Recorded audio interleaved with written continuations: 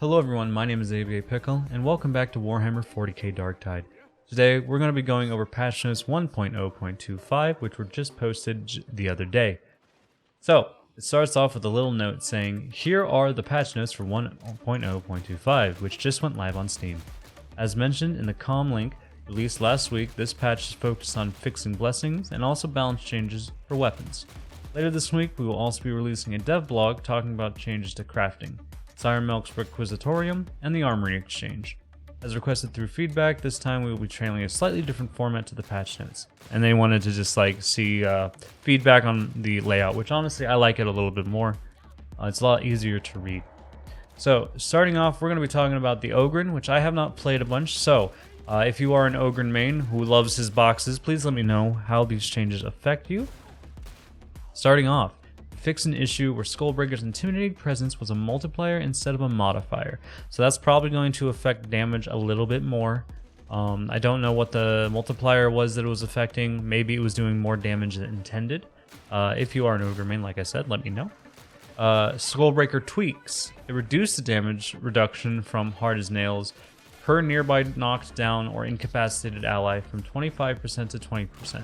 So now you are going to be having a maximum of 60% damage reduction instead of 75% if all of your allies are down, which is kind of a bummer, but honestly they probably made it for a reason. Hard as nails now only counts allies within 20 meters. So I really wonder what that distance was before. Maybe some people were getting counted at like 40 or 50 meters. They fixed an issue with Raging Bull where only the second attack was empowered, and now it will trigger on all melee attacks. So it's good to see that here, about 3 or 4 months later, we're actually getting some of the classes to work as intended. And then they also, for Raging Bull, reduced the damage from 5% to 2.5%. So they cut that damage bonus in half, which kind of sucks, but if it's triggering on every single ability, overall, it'll probably either do this, overall, it'll do more. It'll probably do more. So, you know, understandable that they don't want it to be too broken. And then they also added a HUD icon to Skullbreaker. The Skullbreaker feat, hard as nails, my apologies. Moving on to the Zealot, we got two quick little changes. One of them is the toughness bonus from Purifying Blood got increased from 50% to 75%. That added 25% on ability cast, which is really nice. But it did reduce the toughness damage reduction from Faith Restored from 75% to 50%.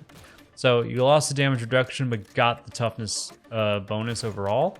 So overall, I definitely really like that change right there. I like having it more upfront and less with the damage reduction, in my personal opinion. So for the Psyker, these are a bunch of things. Once again, I have not played a Psyker very much. So Psyker mains, let me know what you think of how they are affecting your class. Fixed an issue where warp charge costs would incorrectly increase when using Brain Burst. So now it should be working as intended. Fixed an issue where psychokinetic abilities sometimes would get interrupted by being stunned, which is great that it's no longer going to do that. Psychokinetic tweaks. Increase the damage bonus gain from Warp Siphon by 3% to 4% per warp charge. And also the charges of Warp Siphon will now fall off gradually. So you got that extra 1%, and now the charges will fall off gradually. So once again, I don't have much experience with the Psyker. I've been playing my Sharpshooter way too much, and I need to honestly probably play the other classes. Anyway, moving on. And increase the damage and stagger of Brain Burst by 10%, which is going to be great because there are some times when that little Brain Burst doesn't kill a mutant when you think it should, or a trapper, or one of the bigger tankier specialists, and then the stagger for those that it doesn't stagger. So that's good. That's good. And then also increase the damage taken by the target from 15% to 25%, so a 10% increase when using cerebral lacerations. And then also it fixed an issue where kinetic overload could target dead enemies, which obviously we don't want it to be targeting dead enemies. That just doesn't make sense and doesn't benefit anyone. And now for the piece de la resistance, my personal favorite, the thing I was excited about the most, the veteran changes. So it fixed an issue where counterfire didn't increase weak spot damage by an additional 25%, which is something I had noticed. I was wondering if it was actually getting that extra 25% precision damage, and I'm glad to see that I wasn't wrong in that. I wasn't crazy. So we now have that extra 25% weak spot damage, which is massive.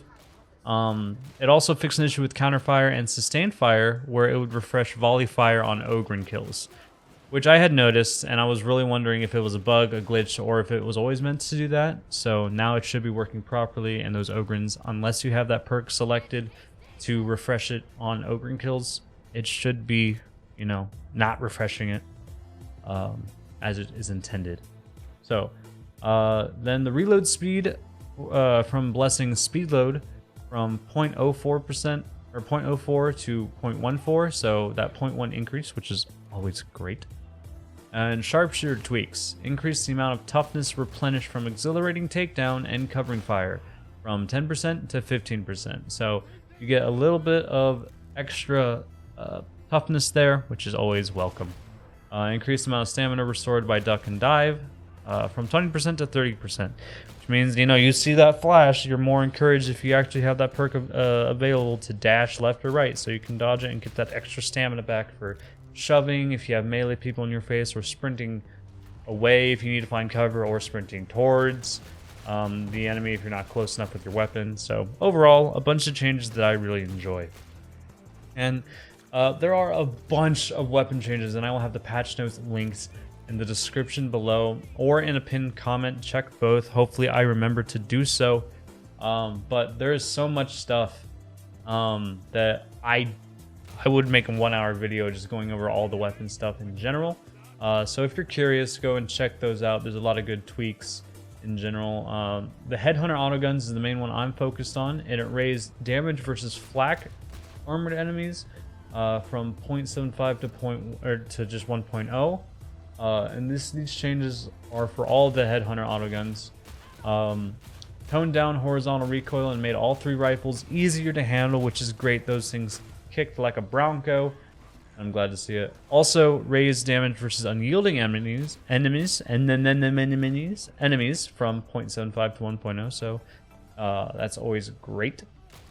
Raised impact for the Agrippina Mark 7 or 8 Headhunter autogun from 9 to 15. So that's a massive jump for that thing. And increased average clip size for Vrax Mark 3 Headhunter autogun and Agrippina Mark 8 Headhunter autogun to 40. Increased average clip size for Vrax Mark 7 Headhunter autogun to 30. Overall, just a bunch of buffs to the Headhunter autoguns and the autoguns in general, which is great. Those Headhunter autoguns were really struggling. I honestly am not too fond of them. I do have one I kind of like, but I'm still not super comfortable with them yet. But other than that, there's a bunch of other things that is just... There's a lot. There's so much. I highly recommend if you're interested in reading through patch notes. It's laid out really well. So definitely go over and check that out. For Curios changes, they fixed an issue where Curios with stamina perks would apply +1 instead of the correct amount. So now that should be working properly. There was a tweak to the scab shooter.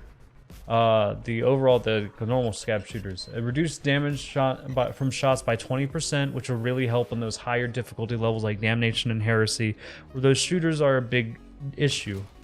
Increased base aim duration before shot from 0.2 to 0.45 seconds to 0.3 to 0.5, scaled down by difficulty. So it's really good that they increase the shot. It's just that small little buff, you know. You probably won't notice it in your gameplay, but it'll be something that overall will add up as you are playing. And then increase base cooldown after shot from 2 to 2.5 to 2.25 to 2.75, scaled down by difficulty. So overall, again, another thing you're barely going to notice, but these small little changes will add up and affect the game in a major way. So cosmetic clipping issues have been changed, and then there's a bunch of little tweaks that they made just in general, from, like, you know, challenges not completing, button hints for controller, pop-up dialogues, you know, input hold time for skipping cutscenes, you know, it's a bunch of stuff like that. So it's good to see. Every single one of these updates has just been improving the game more and more, and I'm really happy to see it. And I'm really excited for their good old devlog, the comlink or whatever they're saying is for the crafting and the armor exchange changes and the requisitorium changes, I'm really excited to see what all of that is bringing looking forward. I feel like this game hopefully will be where we want it to be, where it should have been at launch or a few months after launch. We're here 4 months after, and some of these classes are now just starting to work as they properly should. So let me know what you guys think of these patch notes and what you think of Fat Shark's approach after the holidays. Are they making decent progress? Do you still want to give up on this game? Are you just giving it a break, putting it down? I don't know. But anyway, my name is ABA Pickle. Thank you guys so much for watching. And yeah, I'll see you guys in the next one. Bye!